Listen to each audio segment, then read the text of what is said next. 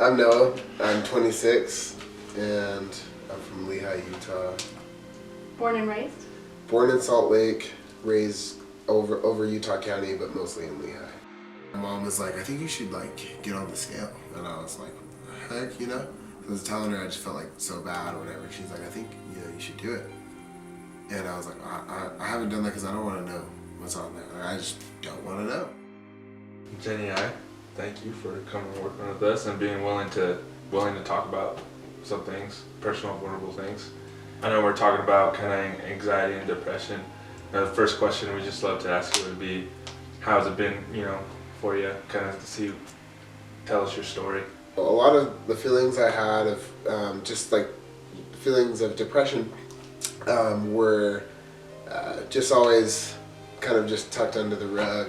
Right. And just were suppressed, or at least I thought they were suppressed. I'm sure my parents and other people knew that I was going through stuff, but it's something that was never really addressed, never really talked about.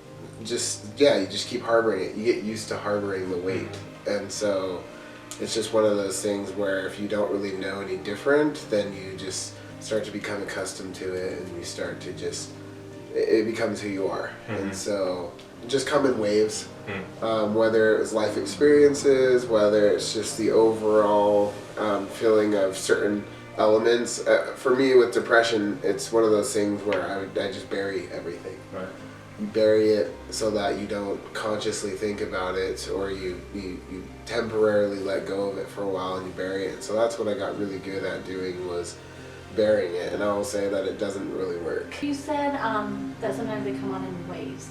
Can you predict when it's happening? Or is it just the amount of things that are, life events that are happening just pile up so much that that's where the wave begins? I guess, can you tell when the wave's starting, and how do you bring the wave back down? Yeah, that's a great question. I think that you can forecast it. To know to what full extent it's going to hit you, I think is pretty hard. I think that you'll never really know exactly how it's going to hit you, because you never necessarily know exactly how each situation is going to play into your life. Mm-hmm. For sure. Mm-hmm. I would say my mom is the person that I've probably gone to the most for things like that at this point, and she will make comments to the effect of I'm glad you're talking to me about this, because I've been worried about you. It seems like now you've come to acceptance, you've come to terms that it's something you're dealing with.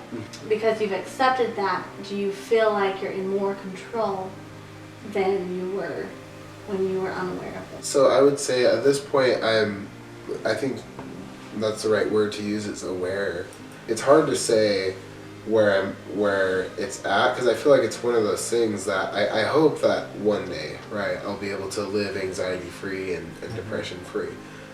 I don't know if that's in this life. I don't know. I hope so. And one example that's been positive for me, it was 2016, was I decided to go and I was going to go sell security alarms out in Cincinnati.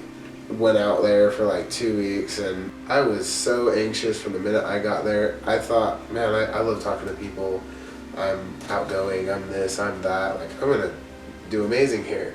And I knocked a handful of doors, and I was like, I am done. I give up, honestly. I thought it was shady, and I thought, I didn't like the pitch. I was super anxious, could not get out of my head. And I would go and sit. I went and sat in some random business parking lot and felt sorry for myself until I decided I was going to go home. And fast forward to just last year, or this past summer, I went out to Houston to go sell pest control, and I stayed out the whole summer, and I had a great time. And though there were times where I was anxious or was nervous and had to kind of coax myself out of those mind states, I was able to do it. And that shows to me that I've made improvements, whether that's just me maturing or becoming older, but also I do feel that I do manage my anxiety better. And that I can help myself get out of the negative space and the narratives I don't want to be in.